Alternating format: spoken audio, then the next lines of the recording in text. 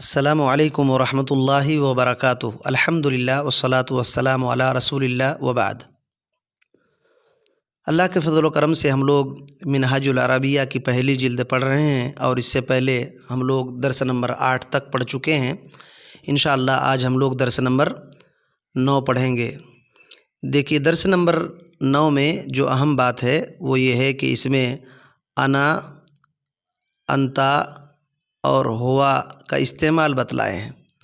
انا، انتا اور ہوا۔ انا منے میں، انتا منے تو، ہوا منے وہ۔ انا منے میں، انتا منے تو، ہوا منے وہ۔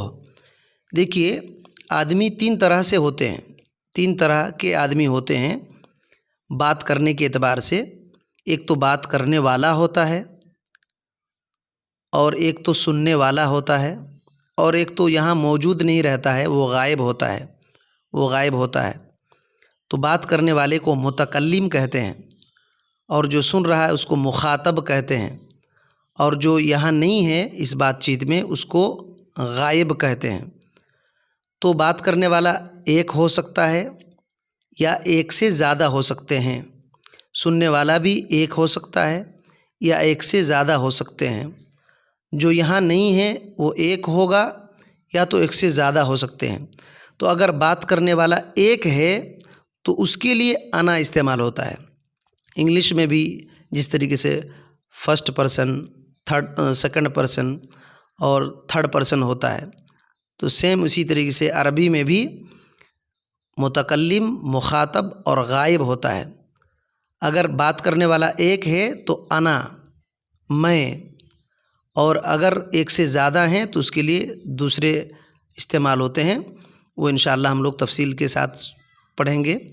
جیسے اگر ایک سے زیادہ ہیں تو نحن، ہم استعمال ہوتا ہے۔ انتا من تو، ایک آدمی، سامنے ایک آدمی ہے تو اس کے لیے انتا استعمال ہوگا۔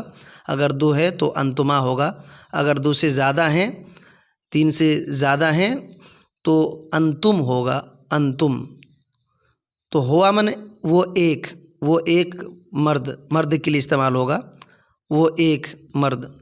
ایک سے زیادہ ہے تو ہما ہوگا، اور 2 سے زیادہ ہیں، 3 اور 3 سے زیادہ تو ہم استعمال ہوگا۔ تو اتنا ذہن میں رکھیے، انا من میں، انتا من تو، اور آپ، اور ہوا من وہ۔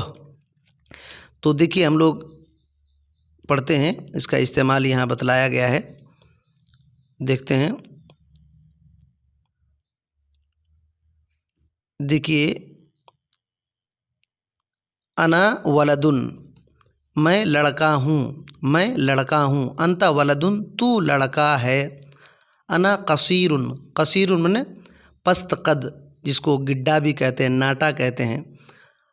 انا قصیرن، میں پست قد ہوں۔ انتا طویلن، طویلن منے لمبا، تو لمبا ہے، آپ لمبے ہیں۔ انا سمینن، میں موٹا ہوں، سمینن منے موٹا، سین کے ساتھ سمینن منے موٹا، اور ثا کے ساتھ ثمینن منے قیمتی۔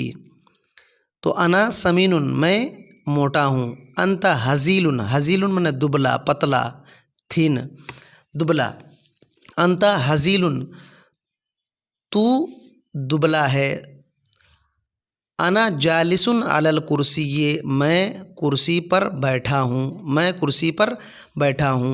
وہوا واقفن علی الارض، واو من اور، ہوا من وہ، واقفن من کھڑا ہے، علی من پر، اور ارض من زمین، اور وہ زمین پر کھڑا ہے، اور وہ زمین پر کھڑا ہے۔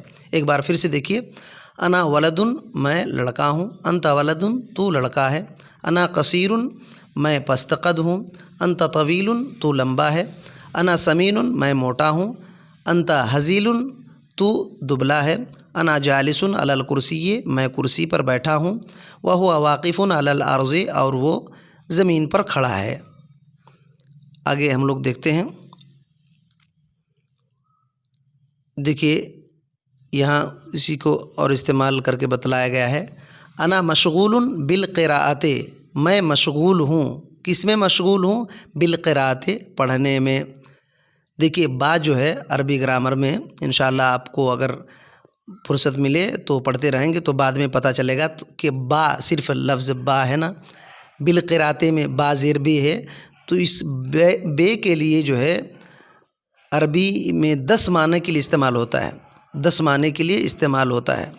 تو انا مشغول بالقراءۃ، میں پڑھنے میں مشغول ہوں، وہو مشغول باللعب، اور وہ کھیلنے میں مشغول ہے، اور وہ کھیل میں مشغول ہے۔ انا مسلم، میں مسلمان ہوں، وہو ایضاً مسلم، ایضاً من بھی، اور وہ بھی مسلمان ہے۔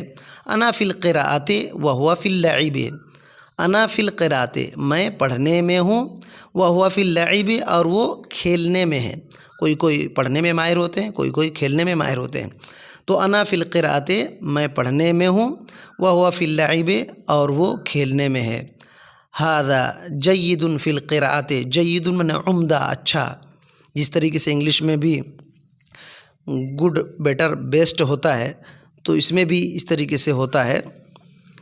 تو ھذا جید فی القراءۃ، یہ ہے پڑھنے میں عمدہ ہے، وذالک جید فی اللعب، اور وہ کھیل میں اچھا ہے، عمدہ ہے، وہ کھیل میں عمدہ ہے۔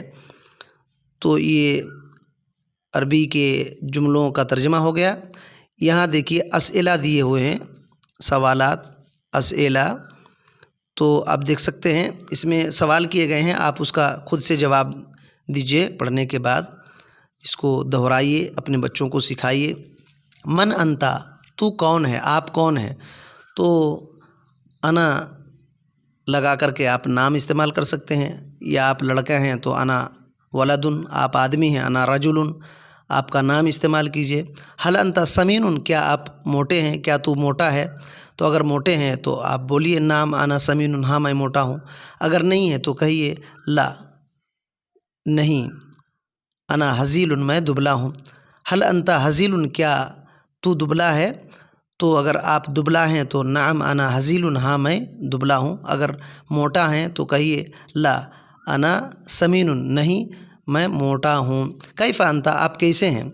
تو آپ اچھے ہیں تو انا طیب، میں اچھا ہوں، الحمدللہ۔ حل انت مسلم، حل انت مسلم، کیا تو مسلمان ہے؟ نعم انا مسلم، ہاں میں مسلمان ہوں۔ حل للہ حمد، کیا اللہ کے لیے حمد ہے، تعریف ہے؟ تو نعم للہ حمد، ہاں اللہ کے لیے حمد ہے۔ کیف ہوا، وہ کیسا ہے، وہ کیسا ہے؟ تو ہوا طیب، وہ اچھا ہے۔ حل انت جید فی اللعب، کیا آپ کھیلنے میں عمدہ ہیں؟ اگر آپ کھیلنا جانتے ہیں تو کہیے نعم انا جید فی اللعب، ہاں میں کھیلنے میں عمدہ ہوں۔ اگر نہیں ہے تو لا، نہیں۔ این الاستاذ، استاد کہاں ہے؟ تو الاستاذ فی المدرسۃ، استاد مدرسہ میں ہے۔ الاستاذ